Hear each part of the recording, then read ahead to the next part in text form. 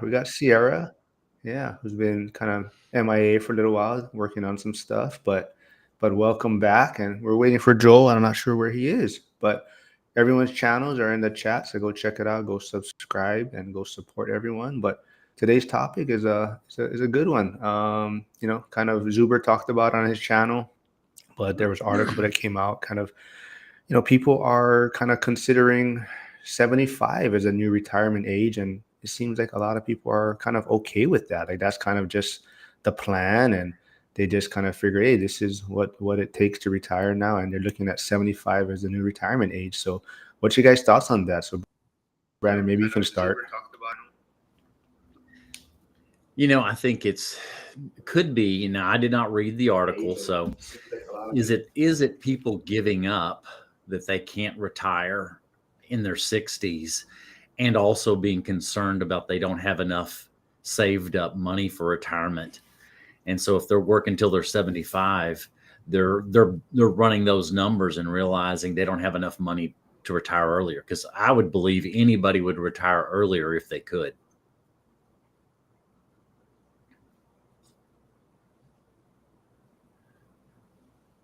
Totally agree. I think that's the thing. I think, most people, they put too much of a retirement on a number, or like an age, right? And that's kind of, they work backwards from there. Like, this is, I want to get to this age because the retirement age, when I think we all, that's what we all grew up on, and that's kind of what puts us in the rat race. But hold on, let me let Joe in. Joe's wants to make his entrance, so hold on.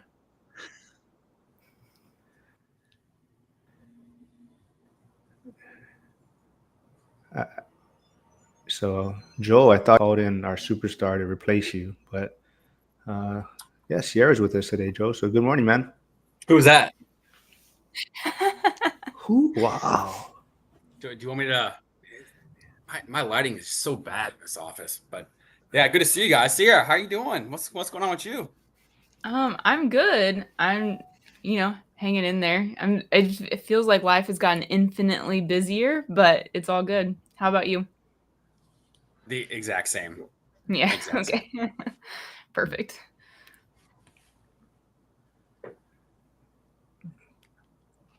So That's am I good. considered Well, late, Mark? we're already started. Is this a late?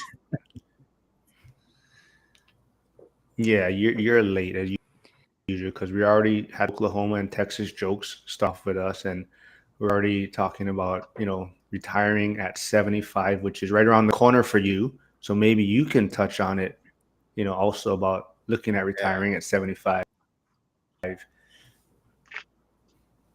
Yeah, I mean, there's an unbelievable quote out there talking about health, and like when you get to my age, approaching your 60s, and you want to live a long life, there's three things you want to have that are really, really strong. You want to have strong heart, strong lungs, and strong quads. Those quads and your hammies, they're going to keep you safe in your 70s. Those strong legs keep you from falling down. The number one cause of death for older people is broken hips that lead to other stuff. So you gotta have strong legs. So when you're pushing 60s like I am, the gym, no smoking, cut down on the drinking, good to go. And always work on your balance. I love that. Where did Jack? Oh, yes. Yeah. Talking about hips and stuff. Yeah, my mom was supposed to have hip surgery. So that's another thing too, right? Like that gets, like you said, it gets me thinking about that retirement age and how, you think you have a lot of time once you're retired, but then, you can't do a lot of things. You don't function as well. You have to worry about, like you're saying, balance, falling down, your health.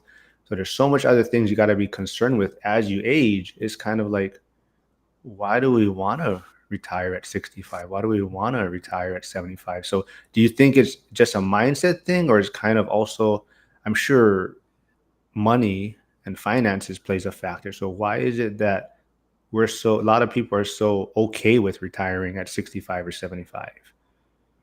I think it's just a money thing. And for a lot of people that I'm seeing, they didn't have, good 401k systems or pensions and all that kind of stuff.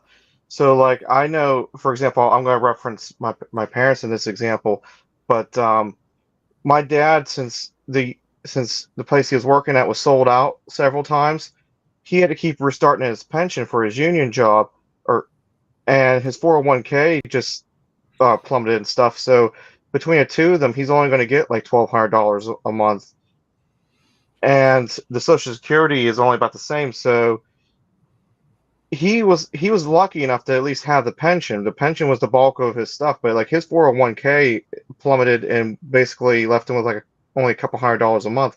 So I think it's more of a money issue than anything else.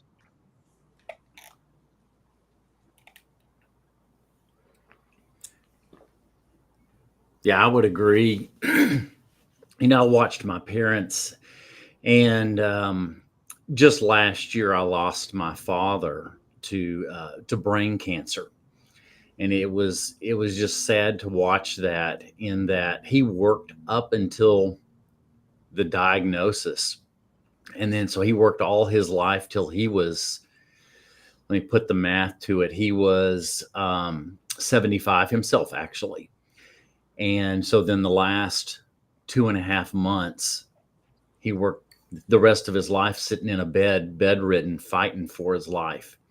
And so that really marked me, watching him, and I'd made some decisions too of not.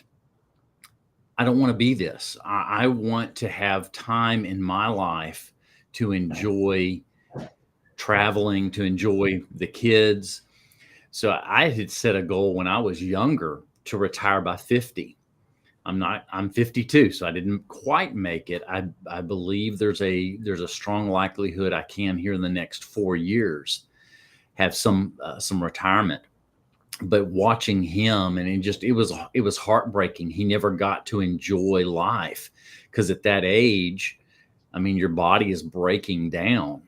And so every day you're limited on what you can do. And I wanted to be different. And that also, me as a Gen X, I didn't want to be what they call waiters, which is the people waiting on the inheritance of the parents. I made a decision about 15 years ago. I'm going to make my own.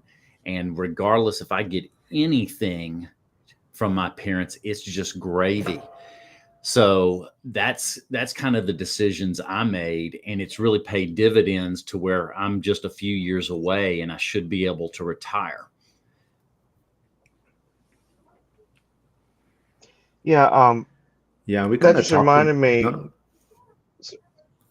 There's been a few people where I work at that over the years they've had to work through like stage 4 cancer diagnosis just because they need a health insurance. And that could be another problem too, is that there's just not enough adequate insurance out there for as an option for people. Yeah, I mean, I'm gonna throw one thing on top of all that you guys have just mentioned, and kind of going back to the strong legs thing. And All Night Hider mentioned, nutrition in the comments, and you know, you know, energy, it flows, right? If you're a homebody and don't do much, right? I mean, that's gonna bring down your energy levels. And doing things, working out, getting involved, and staying involved in relationships with not just your significant other, but also people, whether it be family, friends, being engaged in someone else's life is so important for the mental psyche. And so, keeping your energy levels high, I think, is such an important piece of the puzzle too, especially as you get to my age and getting close to 60s and 70s. So that everybody's going to have their own things that are going to keep them, the energy as high as you can be. But, people get sedentary as they get later on in life, and that's just a recipe for other things to happen. Joel, I agree with you. Thinking of, it's having a purpose. When we have that purpose, and you see people later in life where their purpose just goes away, they're not much long for this world after that. And we have to, and those purposes change, in figuring out your next purpose as we're hitting older in our lives. It's my purpose is becoming, how do I make an impact on the next generation, or maybe my I don't have grandkids yet, but maybe my grandkids or other kids, and really having a purpose which gives that energy. Yeah, I want to say a shout out to Hyder, who finally joined school. So it's great having him in the school community. So go check out his YouTube channel also. And then talking about old people, Frank has stopped by, old guy REI. So go check out his YouTube channel. He has after dark videos, which is I don't know if it's PG-13 or not, but go check out his channel also. And Trade Better had a little life stuff happen. So he was supposed to come out with his first YouTube video on Friday, but he's finding out how it's a little challenging. And I think we've all discovered that also, right? You think it's easy putting out some content, and after you're like, oh man, this takes a little bit longer. But I believe Sierra, you're the youngest one here, right? Jack, how old are you? 35. Sierra, you're 33. Yep, I'm about to turn 33 next or 2 weeks. Oh, Yeah. gee. So, I mean, is retirement even a thought for you? I mean, like, are you guys thinking of a certain age, or what? How are you guys approaching it? I really like how it's phrased when people say it's work optional, because the term retirement really makes it feel like it is the end of something. And I think the freedom starts as soon as the work is optional, and you get to just have that autonomy over what you're doing. And I hope that the people who are reconsidering at age 65, if they want to work another 10 years, are just doing so because they either love what they do and it doesn't feel like work, or it just feels like a great option to keep, the health insurance benefits, and that makes them, feel more secure and happier, and it keeps a social life. I mean, for a lot of people, when they stop working, I mean, that's the end of their social circle as well. So I think that it can be a great thing to keep working later in age, but if you feel like you have to financially, then I think that becomes the weight that really makes it a negative experience. As far as my thoughts on it, I mean, having work optional as fast as possible, I mean, that just seems like the move. And I know that I wish I would have done a lot more to launch businesses, or just earn more when I was younger. And I know a lot of people feel that way about having kids too, right? They think back like, oh, I wish I would have done this when I had a little bit more energy, or didn't wait till everything was perfectly planned, just because it would make it a little easier. So I just think that capitalizing on every opportunity that presents itself to me at this point, and then retirement, using the rental properties for that seems to be the fastest way there for me. And so that's kind of the path that I'm on, but I haven't thought about a certain number or a certain age to associate with it at that, like right now. I think Frank's birthday's on Friday. He said he thinks he turned 21. I think he's having a hard time remembering, but I told him don't start a fire with all those candles. But it sounds like old guy's having a birthday. So happy birthday, man, and go have a night out with Cynthia. But what about you, Jack? You're the second youngest on this panel today. So how are you approaching retirement? How are you looking at retirement? Um, I kind of agree a lot with what Sierra just said, but it's more for me a money number, and I'm just trying to work as hard as I can, trying to pull in as much cash flow as I can between starting up different businesses and real estate and that kind of stuff. I don't mind to continue working part time or even volunteering after I get closer.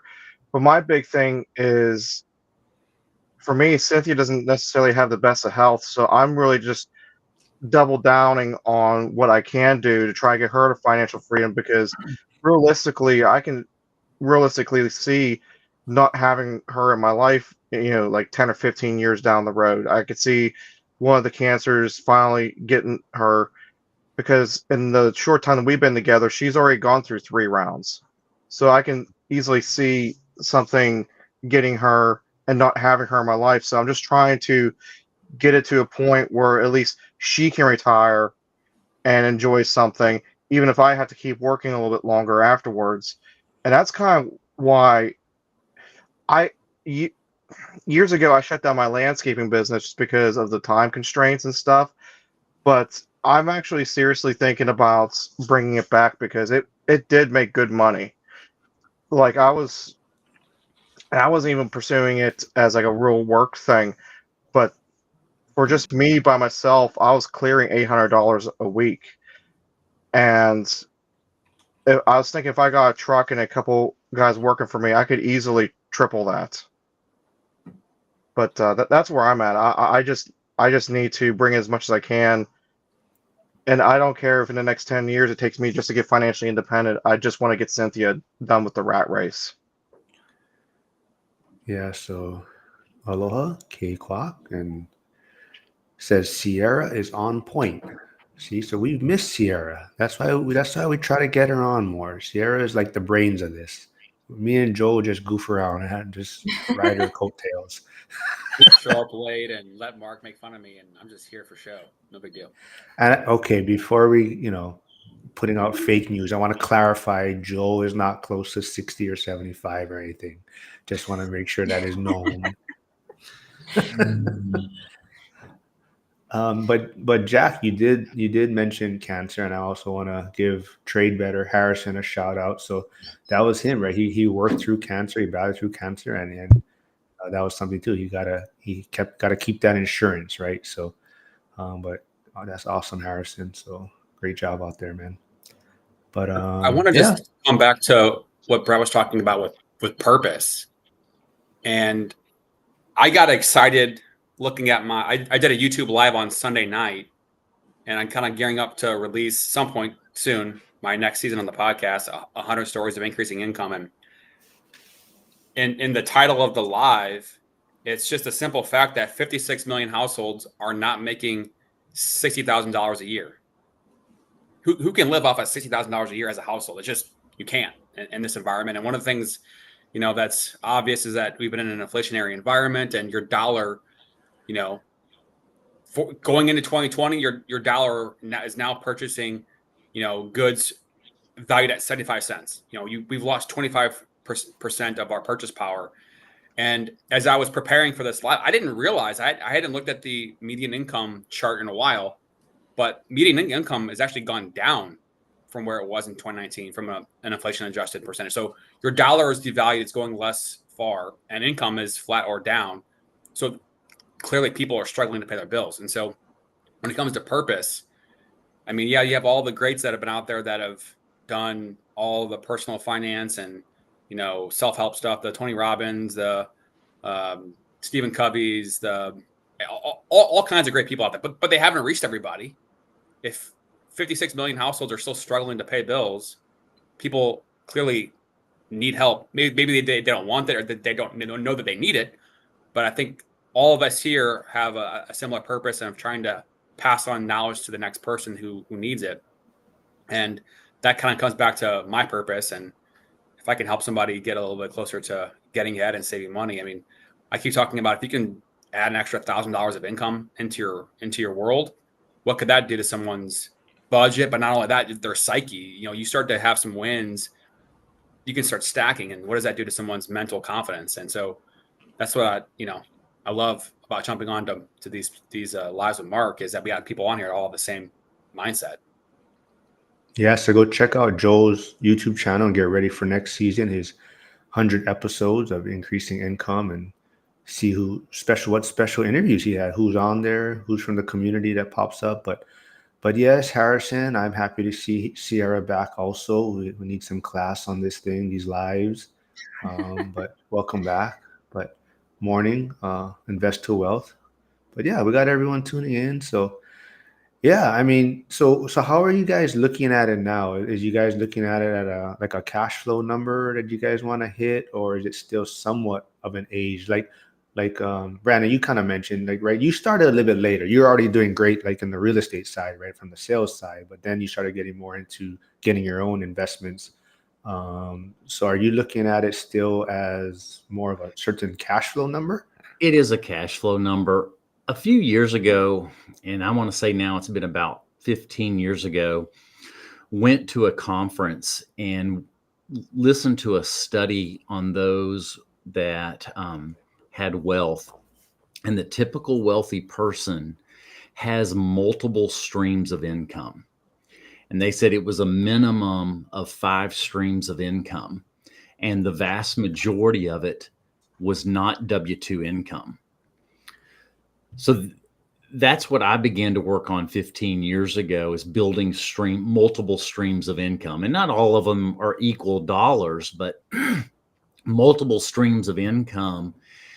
And so where I'm at is trying to hit a number, as I'm here 4 years away if I'm going to retire at 56, 4 years away, I've got a certain number that I want to hit. And I'm actually working on a video right now that I'll be filming, I'm thinking this weekend, on, I got my first 4 properties closed.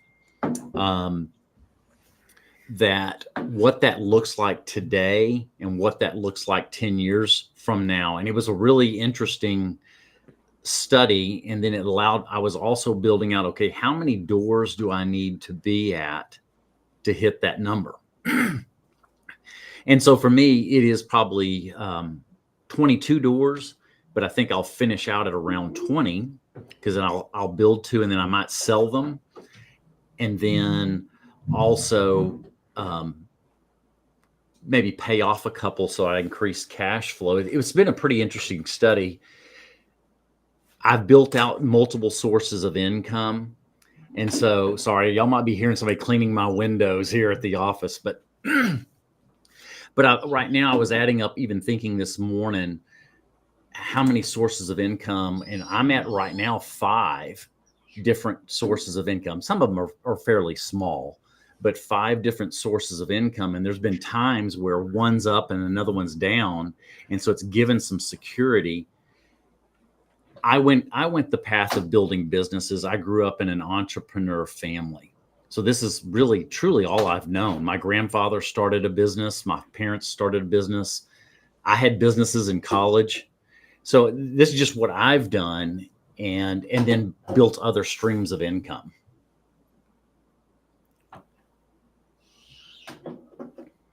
And go check out Brannon's YouTube channel, Build to Wealth.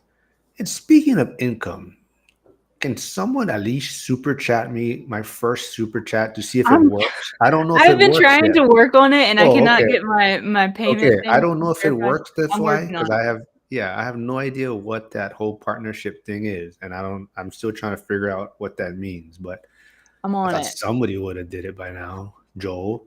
But anyways, Won't be able to figure it out fast. Us boomers are tough with technology, bro.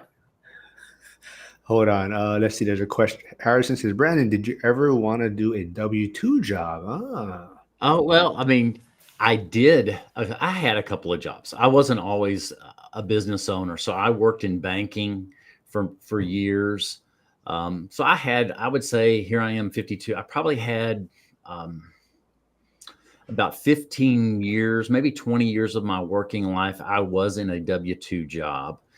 But I tended to struggle with that, in that I always had visions of starting businesses. So even in banking, I was looking at things. How do I learn how to build wealth and do businesses? So when I would talk to some of the banking clients, and I was talking to clients here in the area that were multimillionaire and decamillionaire people, and I would be asking them lots of questions of how they got to where they were, because I used the banking career as leverage to learning how to build a business. So I did do it, but I didn't do it for long.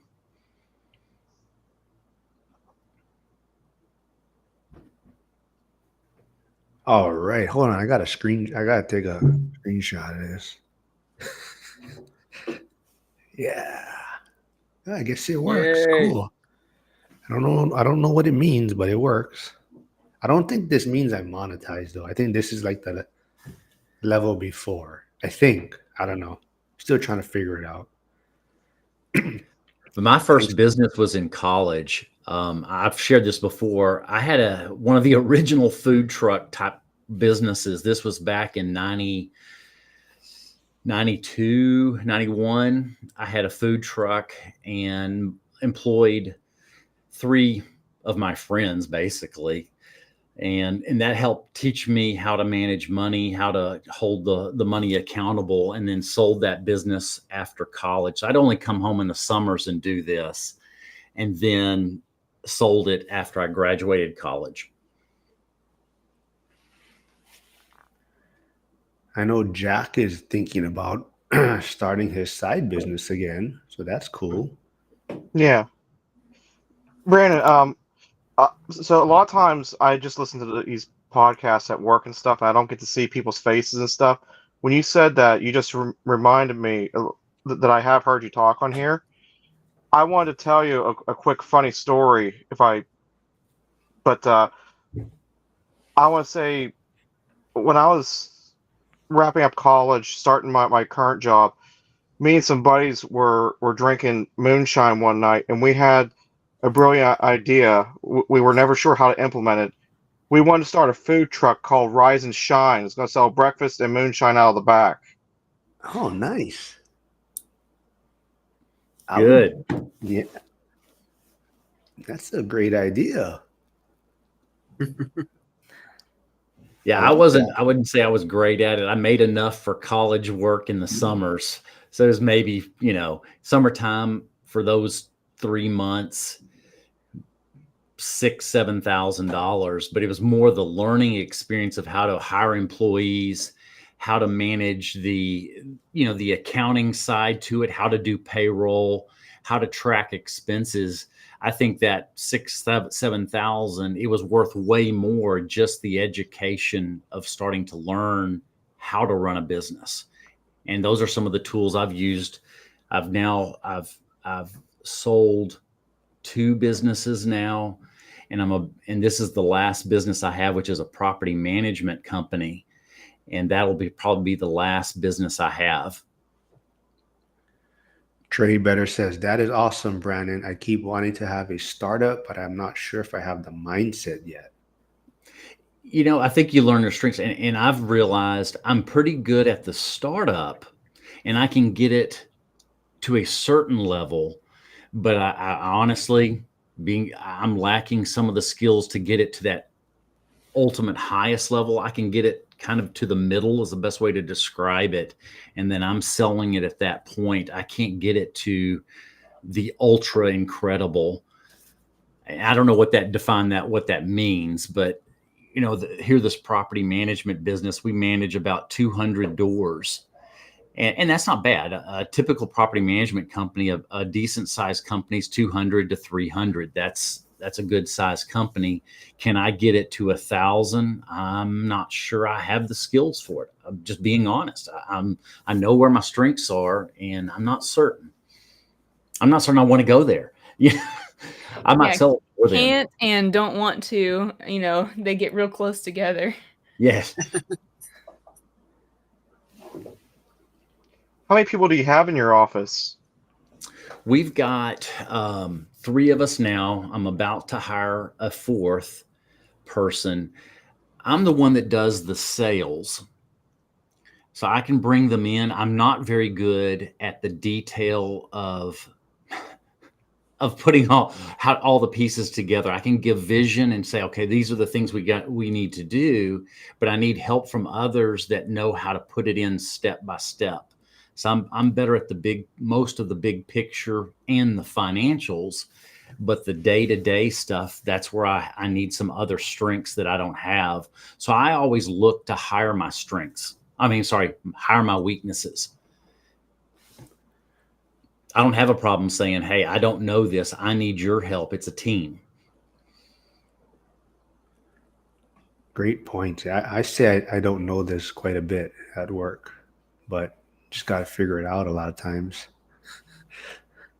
But Kay says, having multiple income streams is key. Diversity in your income portfolio will protect you from the inevitable volatility that will happen. Yeah, very, very true. But I think that, that's the one thing, right? We don't think about that at a younger age. So that's something that I really want to instill in my son, that, you got to have multiple streams. And especially when you're younger, try different things, figure out what you enjoy, or like you said, Brandon, what your strengths are, or what you're good at, right? That's Esther right. That's says, right. no, go ahead, guys. I was gonna say from the various streams of income standpoint, would you be able to explain the different ones and how are any of them outside of a typical lane of what you're doing with the property management? Sure, I think Joel. he's trying to lure you in for his I know. channel, though. I So, know. And I'm Don't not trying. tempt me. I'm wanting to make sure. I think I've done pretty well, but I don't want to come across to brag. I'm not. That is not the intent. I'm saying what I've learned. I decided to stay in the lane of real estate because I thoroughly enjoy it. So I had a real estate sales team that I sold, and I'm receiving income for the next 5 years on that right now. I have a property management company. My intent on that, I believe, is to keep it, but have people that'll run it because I've got kids too coming, and that's my thinking at this moment. I have income that comes from another position in real estate that I'm still receiving residual income even today. 8 years ago, when I was with this Keller Williams brokerage, I'm still receiving income. I also own stock that pays a high dividend. If you don't mind, this is not stock advice, but I learned something with it. And truly, I came from that because I used to work for Edward Jones when I was in my 20s. So I learned something I never knew. There is a company called Energy Transfer. It's based out of Dallas. It is called a master limited partnership. I'd only realized with stock, there's usually two ways of income, either dividend or the growth. This master limited partnership, I receive a K1 like I'm the actual running the ownership. And I got even though the stock went up in value, I got for my percentage of ownership, a negative K1. So I could reduce my taxes with it, owning this stock. But the reason I bought it, it was when I bought it at that price, it was paying a 9.2% dividend. So I bought it for the dividend. It's a very stable stock for me. It's a very stable stock because it's a high dividend energy stock. So I bought that for residual, for income.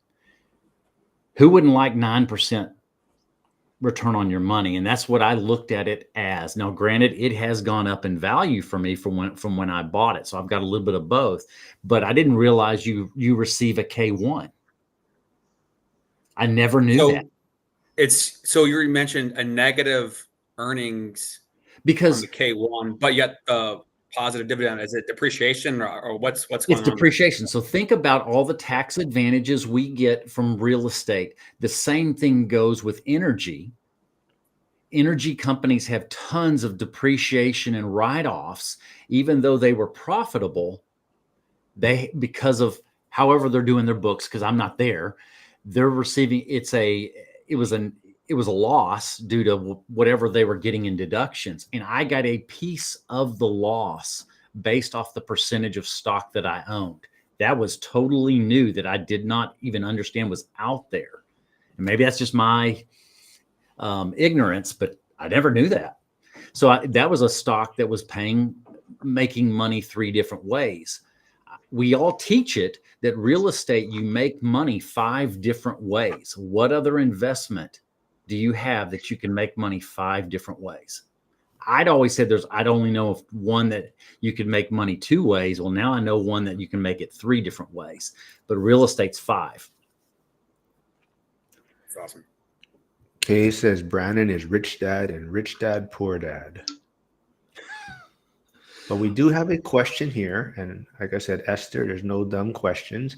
And I think, this is something maybe closer towards retirement or, something you start thinking about. But her question was about having a paid off property. Let's see, where is it? Right here. Okay, so do we need to be concerned the paid off investment properties to get sued instead of still having a mortgage? So what is your guys' thoughts on that? I think the best preventative way of getting into a lawsuit is just keeping up on the maintenance and making sure that there's nothing really, going on. Like you don't want to leave a handrail that's loose for years on end. If there's problems with the building, make sure to address it in a timely manner, and that should take care of most of your potential lawsuits right there. And the other thing is just try to get ahead on your repairs. So like, don't let a roof go to the last year that it's possibly good. Just within the last 10 years, try to focus on getting enough money to get the roof done.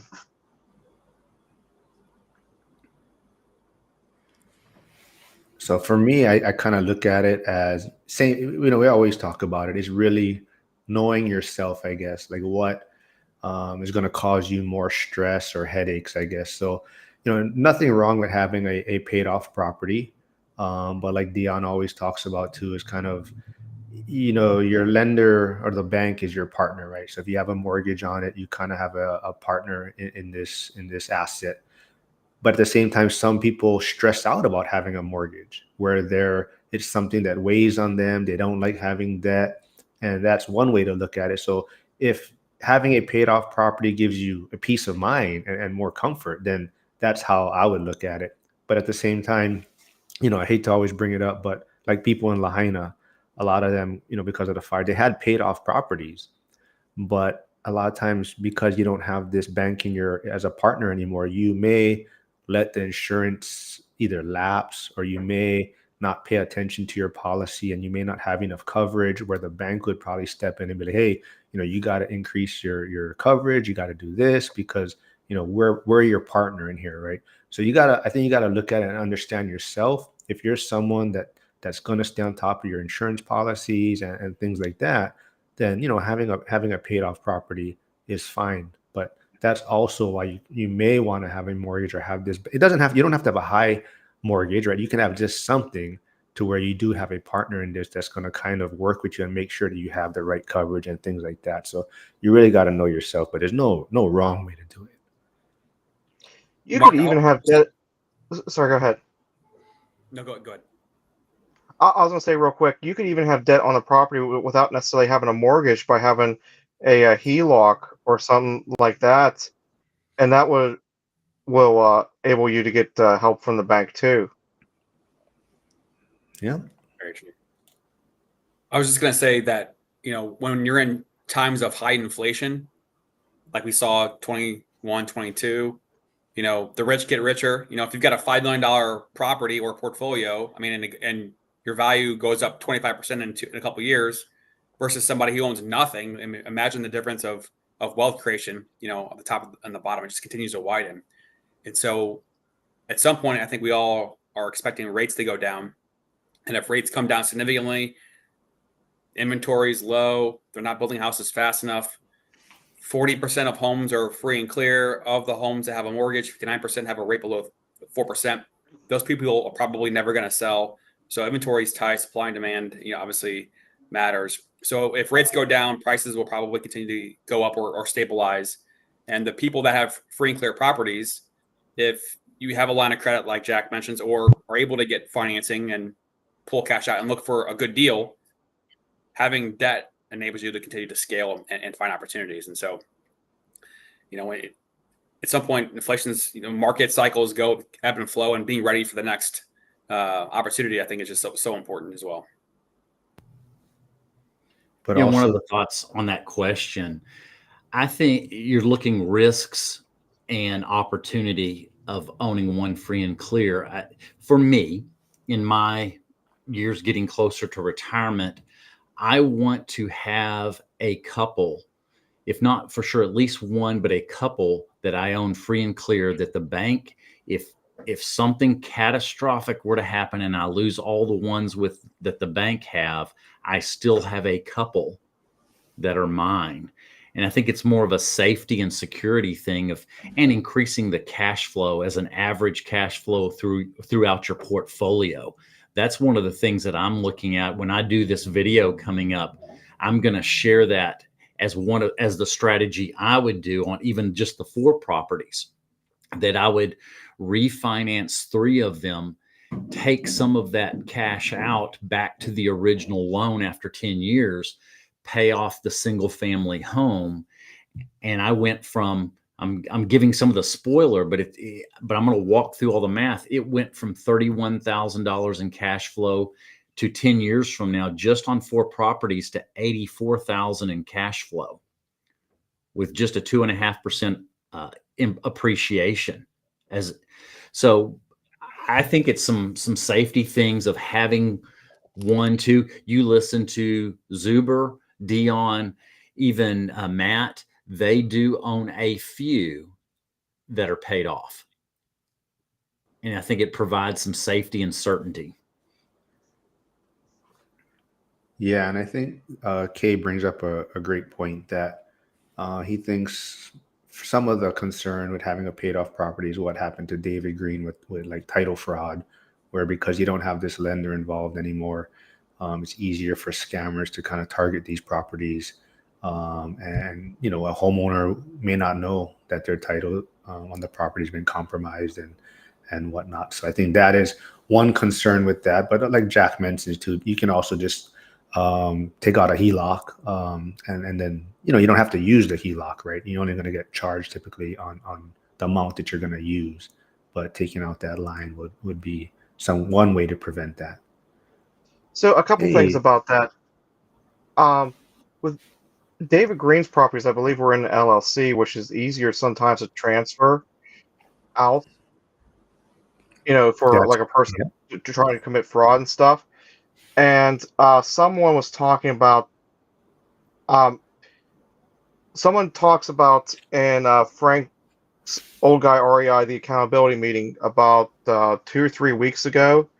They're talking about how in the state of Georgia, and I'm not sure about like my state or anyone else's state, but he was saying that you can go to the county courthouse and have it set up so that if there anything like register your title to your name and like direct and have an email and your phone number and stuff. So if anything like any additional liens or changes happen to the title, that the courthouse has to notify you within this, like I think it's like within 24 hours, so you can say yes, that was me, or no, that wasn't me.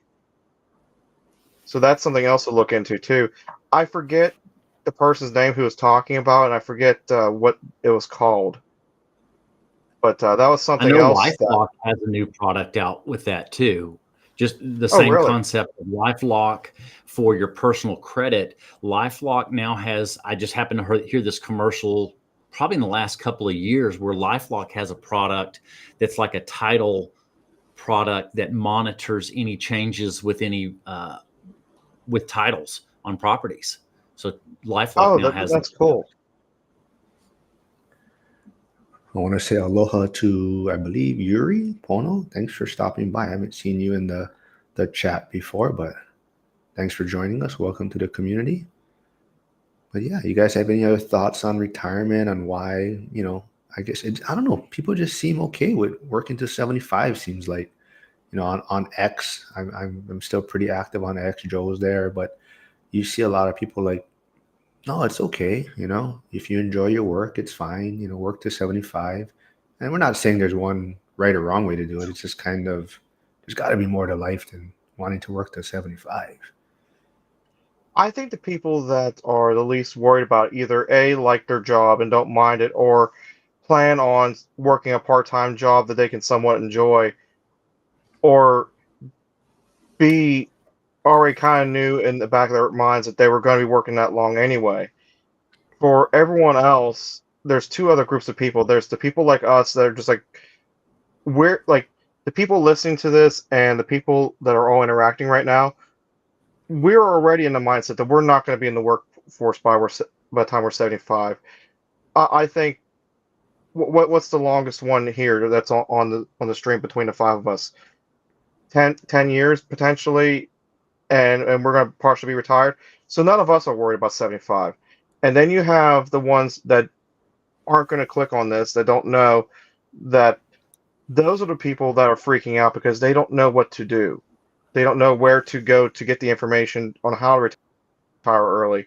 And those are the people I feel bad for because they're the ones that are going to end up being, you know, being the door greeters at Walmart, hating their lives, and constant pain, and it's just a sad scenario. Yeah, I think it's about giving yourself options. Like I never thought I'd want to leave the firehouse early. Like I got in and it was like, yeah, I'm gonna do, 25, 30 years. And at a at split second, things can change and your mindset changes and you're just like kind of over this already. And if I did a better job of preparing, I should easily be retired. But yeah, you just want to give yourself options. I mean, if you want to work to 75 and like you're saying you enjoy it, you love it, then fine, then great. But you do definitely want to give yourself options if things change and life happens, and you want to be able to walk away. So what are you going to do in retirement, Mark? Me? He's gonna wear Crocs and I'm gonna wear Crocs. And you didn't watch the video I sent you? Did you watch it? That guy I he did. got it. Oh, you did? Oh, I watch them. But I'm They gonna leave figure me out. speechless. That's why I don't respond. I'm gonna try and figure out if Oklahoma or Texas is better. That's what I'm gonna do in retirement. I'm gonna try and figure out which is a better place. Tennessee, Florida. Florida, yeah, maybe. Now, I don't. Mhm. Yeah, probably travel. Probably spend more time like in. I don't know. I like North Carolina, South Carolina. So I'll probably be over there a lot of the time. But definitely travel. Mississippi's got a really low cost of living. If you want to be nimble, Mississippi. just throwing it out there. It's rough in the South. I don't know. Mississippi. mean? Oh, You go to family reunion to look for your next date. hey, keep that stuff on your channel, man. No. Hey, I will tell you honest truth. I lived in Georgia during the Olympics, during my age from 96 to 2000. And I met a young kid. He literally, and I'm not exaggerating, met his date at a family reunion. It was like a second or third cousin. No lie. Oh, I had fun with it. I made fun of it all the time with him. Joel, there's still hope for us, man. Hey, Jen's here. Morning, Jen. Hey, janitor on fire too. Oh, hold on. Do you know why Texas doesn't slide into the Gulf of Mexico? It's because Oklahoma sucks.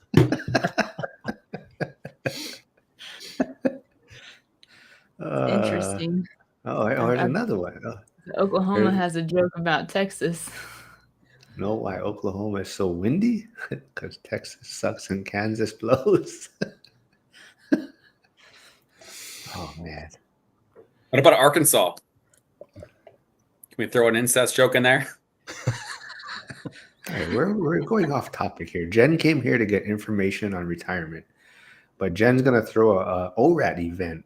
Zuber talked about having like kind of events, in people's backyards, and so Brannon, I think were you the one that started the Texas one, the first one? We did. We've got a Dallas Fort Worth ORAT meetings once a month on the second Monday of every month.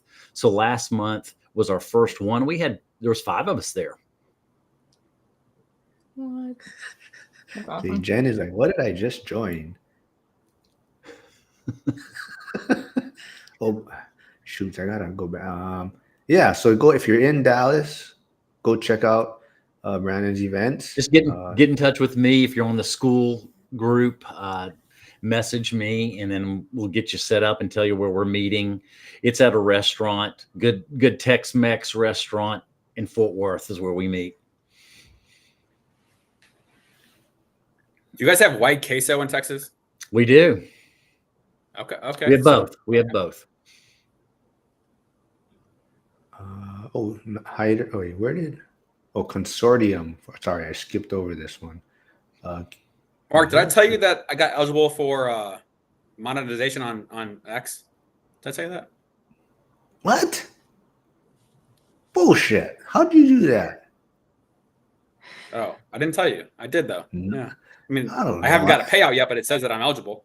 And I also subscribed or applied to the subscriptions thing just for the hell of it. I don't even know what it means. I don't know or why anybody wants to subscribe to my shitty content, but I did it just to see what they would say. Is this your Alt X account or your main one? This is the Joel Farrell Real. Oh, okay. That's awesome, man. I guess the Sydney Sweeney stuff I didn't work guess. for me. I don't know what your politics fighting is working for you. Do you want to know what my secret is?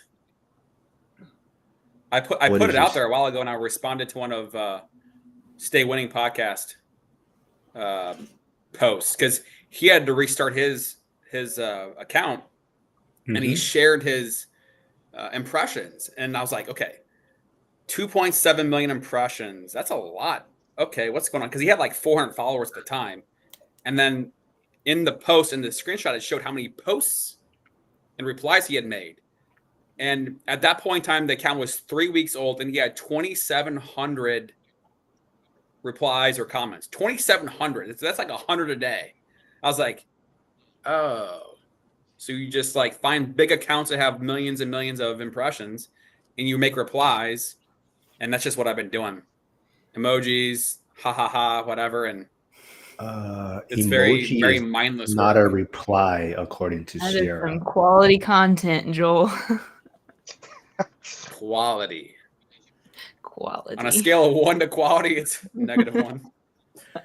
Esther says, working the work that we do, not have to work. It makes a difference in the mindset.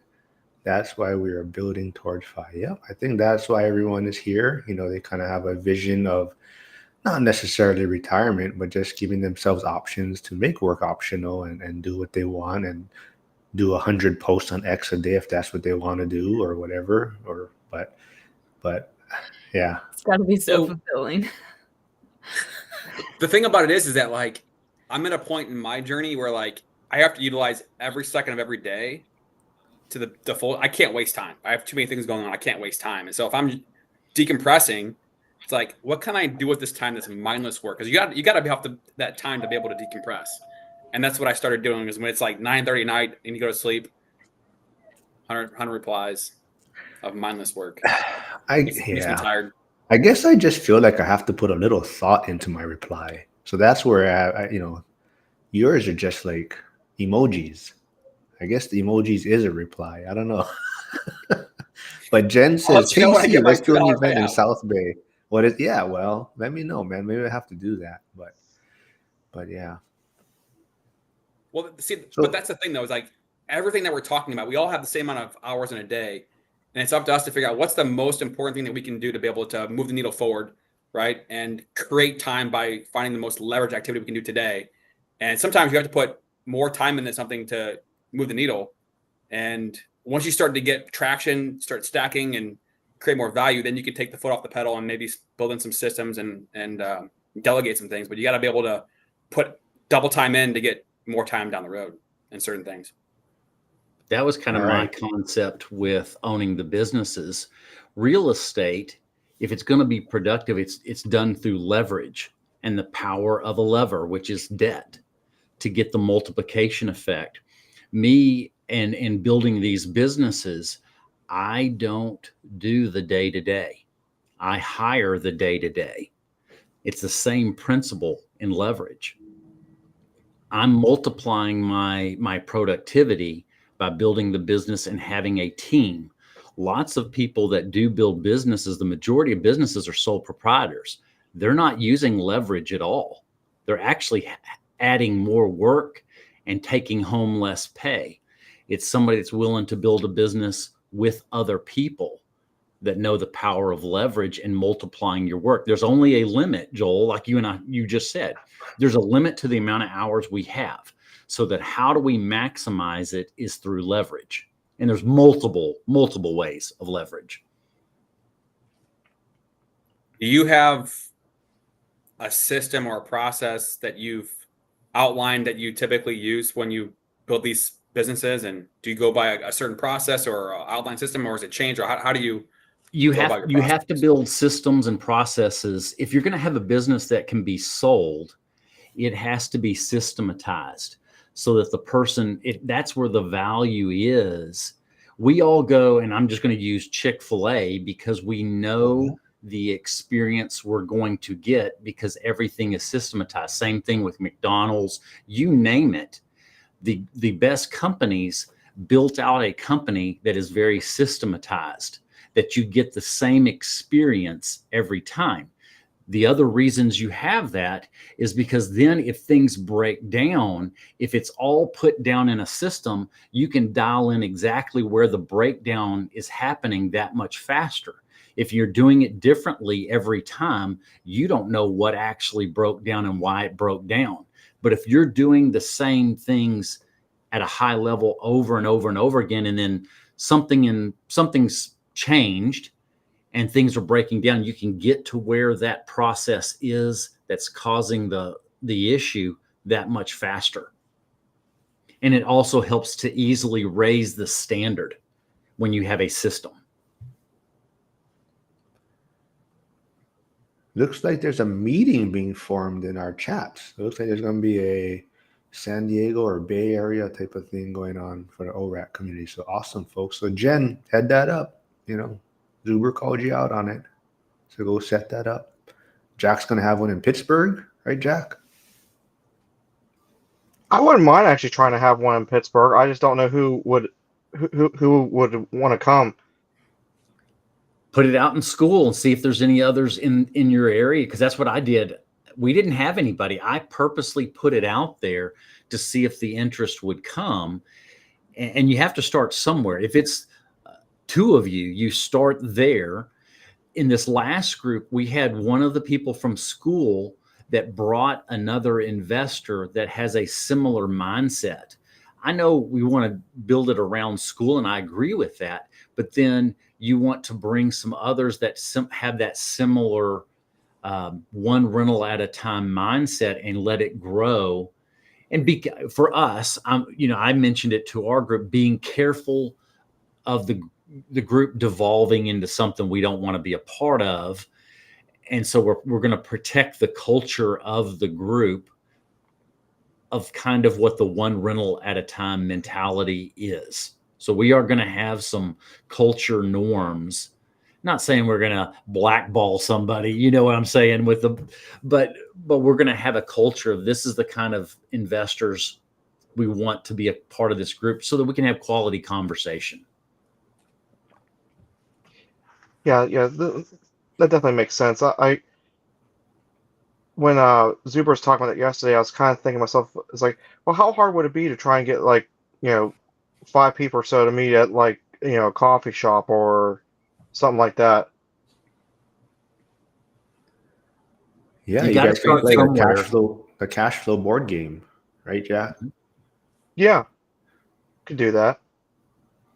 But Esther, they're talking about standard operating procedures, and Esther says, I realize that SOP is important even in my real estate investment starter, including record keeping and filing system. It can get overwhelming. Yeah. So I think I don't know, Sierra. I don't know if you heard, but Chester closed on his first property, I wealth did. I building journey. saw that. So, but he's finding out all the paperwork. So he says it's Yeah. never ending. Like he's going nuts.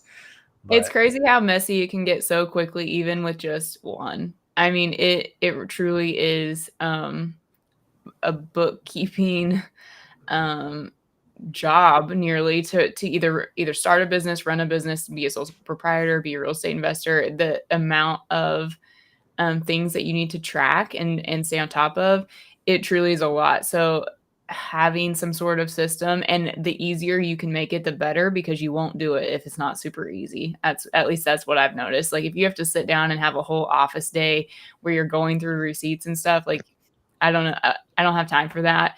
And I have a lot of time probably compared to most people, but I've noticed that like if I just take a picture on my phone of the receipt and I put it in an album on my phone immediately of like 2024 rental property receipts, and then when I sit down and have time to put it in, which is going to be right before I file my taxes, I have everything in one spot at least. Same with like tracking my mileage when I do stuff for my business and I want to deduct the mileage expense. I have an app that will track it for me. And then at the end of the year, it sends me a report. So that's one of the ways that I guess I use leverage, even though I don't work with other people typically. But a lot of the tech that you can leverage now to make your, expand how much you can get done just by yourself is definitely a way to scale without having to use other people. I don't really like having to work with other people. Talking about bookkeeping, I like Baselane for all your landlord banking bookkeeping needs. So go check that out if you're looking for something. It's super useful. You can do rent collection, but I like it for the bookkeeping. You can separate them. You can have all these virtual accounts, separate all your properties, separate the security deposits and whatnot. Um, but Esther also says, I'm interested in Brandon's YouTube. So, yep. So there's Brandon's YouTube channel. Go check it out. Build to rent. No. Yeah. Build to rent Texas. Build to Rent Texas. Yeah. Build to rent Texas. So it's So both, videos on how I'm doing the build from scratch and making them rentals. But then I'm going to also talk a lot also on financial literacy and other investing type topics. So it's a combination.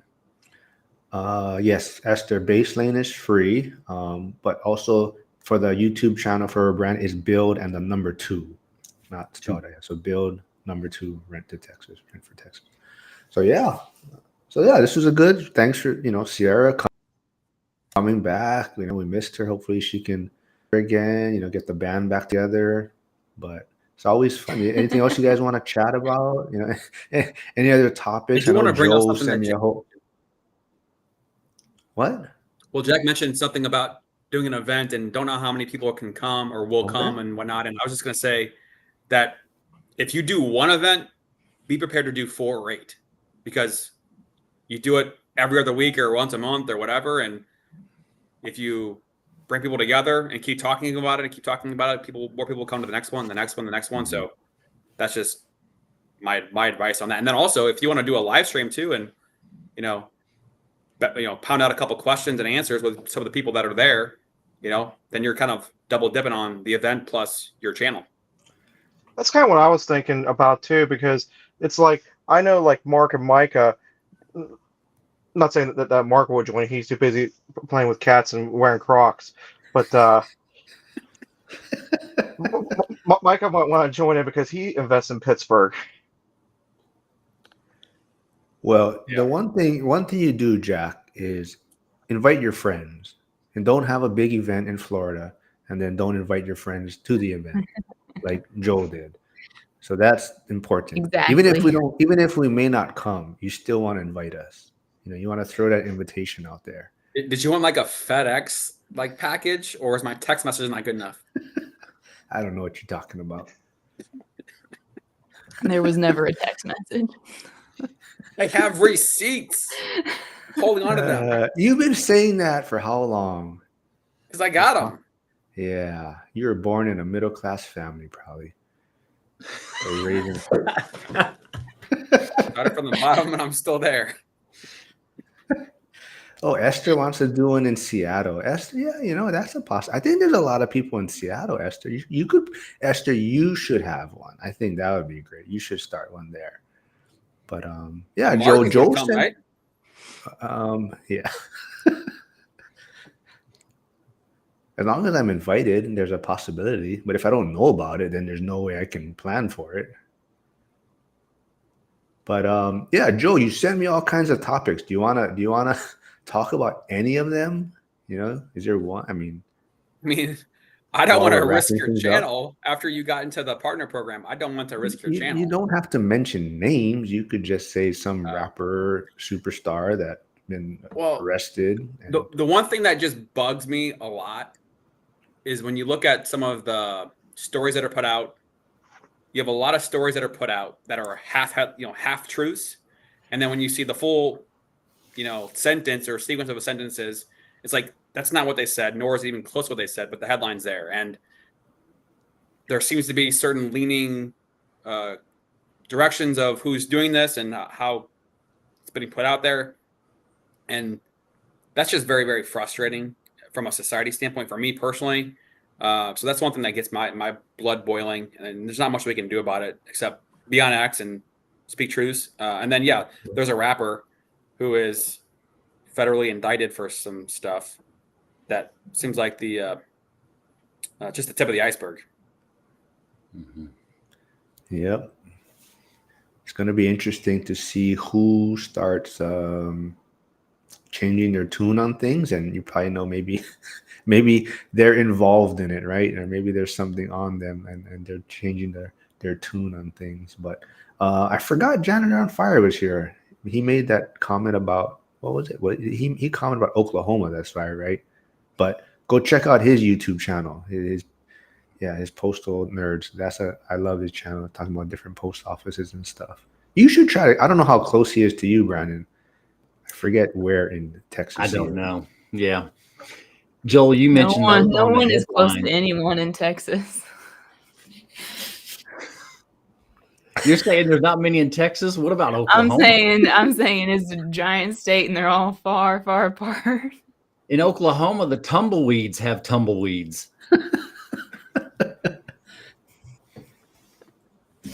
No, just playing with you. I have family in Oklahoma too. Your date, your next date, or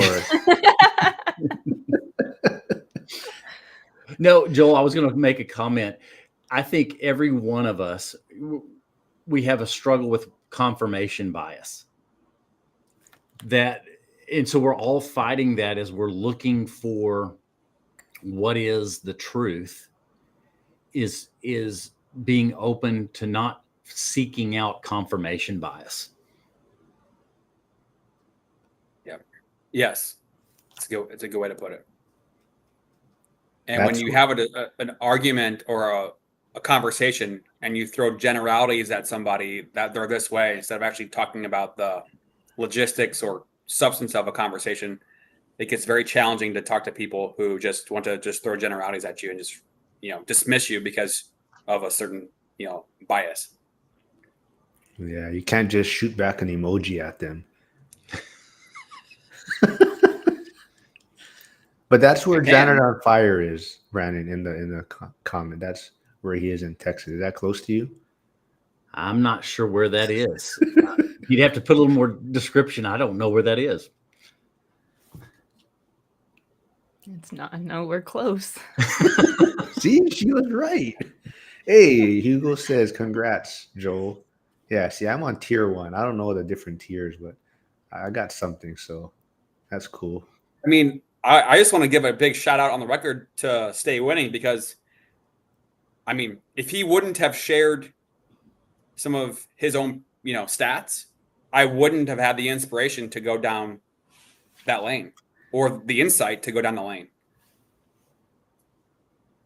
Are you still blocked by anyone on X? Did that one guy still block you?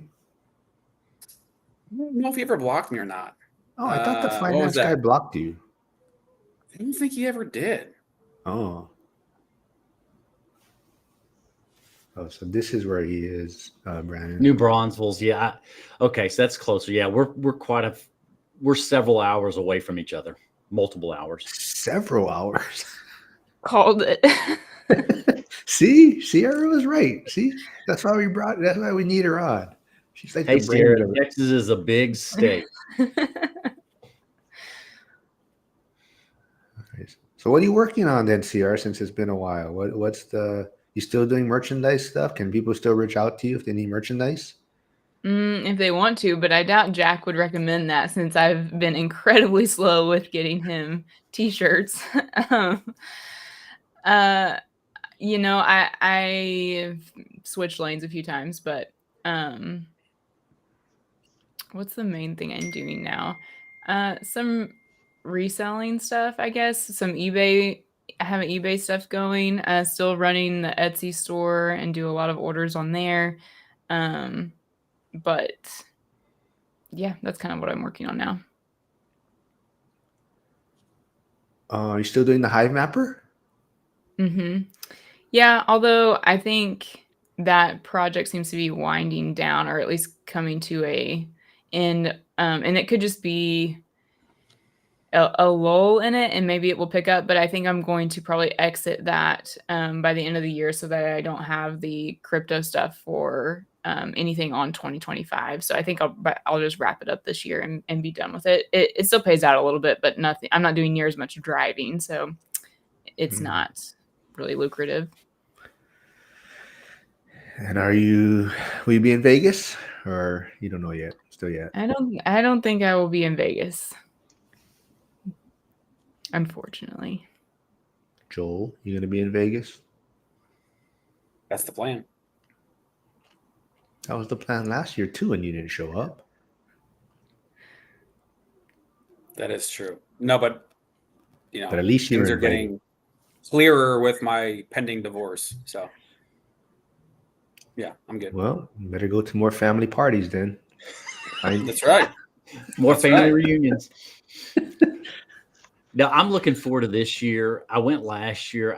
I knew a few people. I think this year it's going to be more fun in that we'll know more people because of these YouTube channels and the school community. I think I'm looking forward to it just because of that. I know the speakers will be great, but it's going to be all of us getting together and having some fun fellowship time and discussing different topics. I'm really looking forward to it this year. All right. Well, anything else you guys want to chat about before we wrap it up? I mean, Joel, are you hosting an event? oh yeah, that's right. How's How's that coming it's along? being pushed to January. Being pushed to January is kind of where things are, which is actually a good thing. I'll have more time to prepare. So once I have more details, I can share more details. Yep. So Zuber said that's one thing he's going to change. Going to name tags with names and handles. That will really help out. I agree. I hope that's going to be a big good change. I do have a question. So Sean Cannell was at the last event, right? Yes, he was. Is there one thing that he said that stands out that was memorable of how to strategize or do YouTube or anything else? He didn't talk to me. He walked right past me. He was hungry. Didn't he do a presentation or a talk? Yeah. No, he Mark did. didn't pay attention to the presentations. Did you? Yeah, I did not. I was walking around, goofing around as usual. I didn't listen to him very well because I didn't have a YouTube channel at that time. So I remember everybody saying how they really enjoyed it and thought it was great. I just was not in the mindset that wasn't important to me at that moment. But that's a good question. I did hear others saying how good it was. It was good. It's been too long for me to remember off the top of my head what in particular. I remember it being just really motivating about how achievable it is.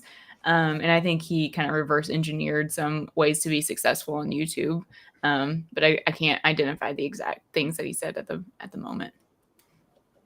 So the live that I did on Sunday night that I mentioned, like the lives that I've done in the past have gotten 12 views, 5 views, 17 views on YouTube. The one that I did this past Sunday has 155 views so far. And, I put tags on there, description, SEO, all that stuff, which is stuff that I've been doing on my shorts. So that gives me a little bit of an uplift. Okay, if I just keep doing this, which my plan is to do it every other Sunday, you keep talking about income streams. Cool. So we'll see what happens. Yeah, I definitely think the shorts help out a lot because I think it gets your viewer count a lot higher, quicker, and then you get more traction that way. So Jack's been doing great at that. He's been putting a lot of shorts out on his channel. Your short content needs to be different than your main channel content, in my opinion. What do you mean? Like, don't just splice up your long form content and turn it into shorts. If you can make some shorts that are different from your side of I think that helps a lot. Gotcha. Hugo said Joel put some baddies on there. Good job, Joel.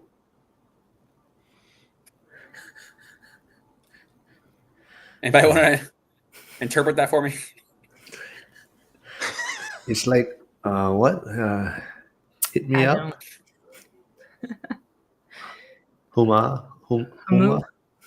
Humu.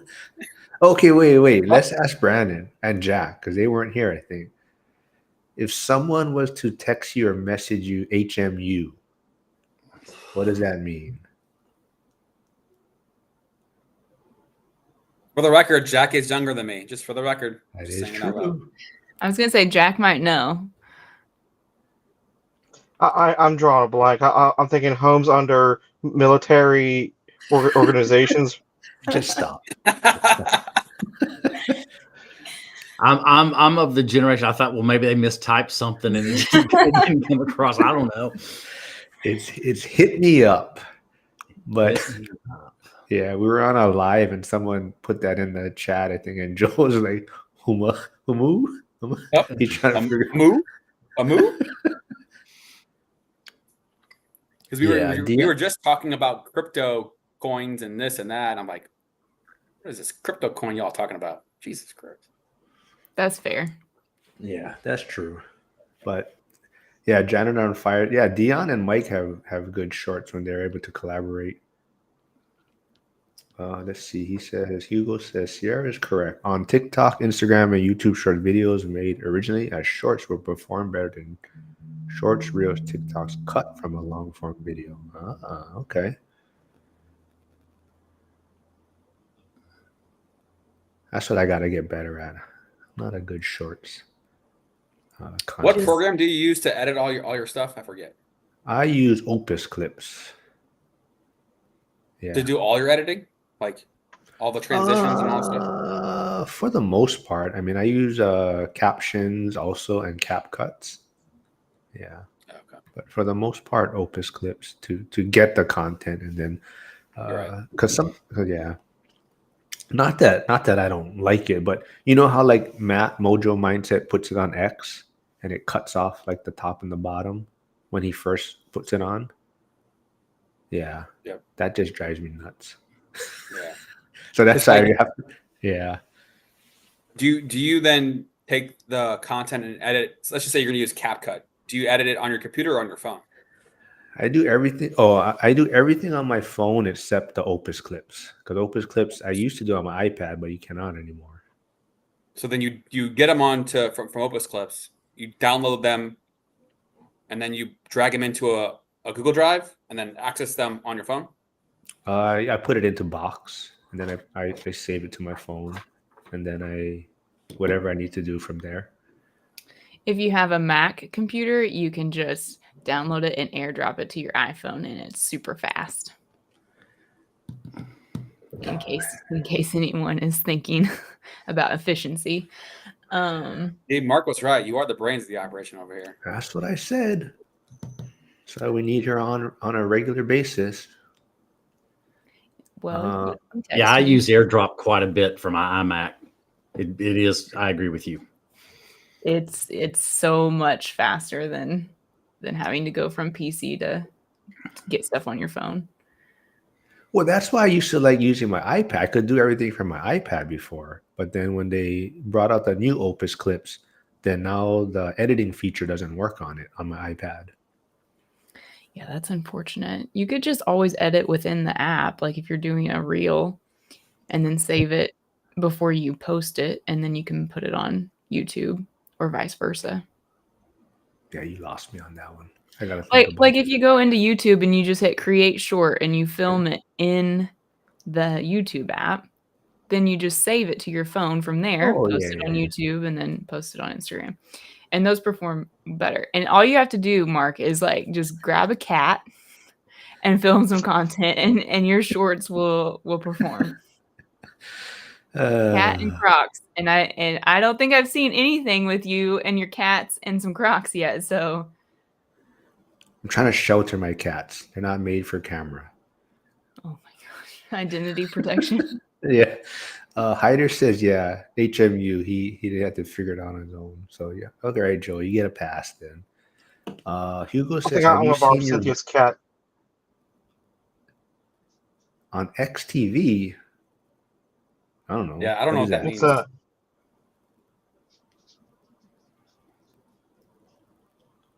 Cat Lives Matter. Yeah. Ooh, that's a good one. Do a live. All right, now we're just getting off hand. Now we're getting out of control here. All right. I mean, some of what do those you- TikToks are just unreal. Unreal. They're killing the dogs. They're killing the cats. No, no, no. All right. This Now is you're gonna get me that one. canceled with that. And on that All right. note, Any last Oklahoma, Texas jokes, I guess, before we wrap things up then? You guys want us one final joke for each other before you close things down? no, I'm gonna leave it at that.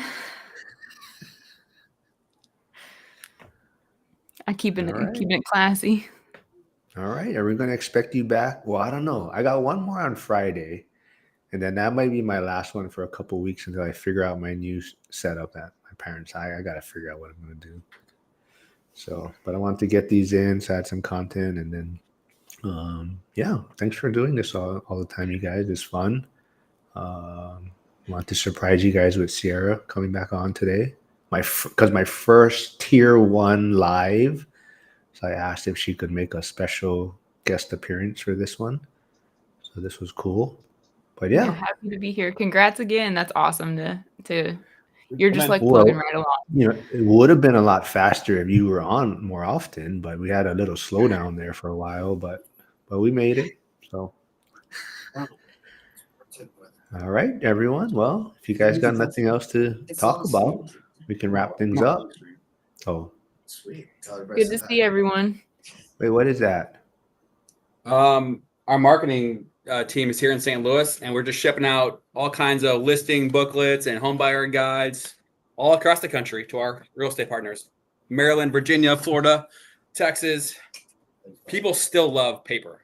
They still want to see paper. That was the knock on All my door. right. They just dropped off all this stuff. No, cool, man. You're a super sticker too, I think. Huh? All right. Well, I don't know. All right. Thanks, everyone. All right, see Have y'all. a great day. See ya. All right, everyone.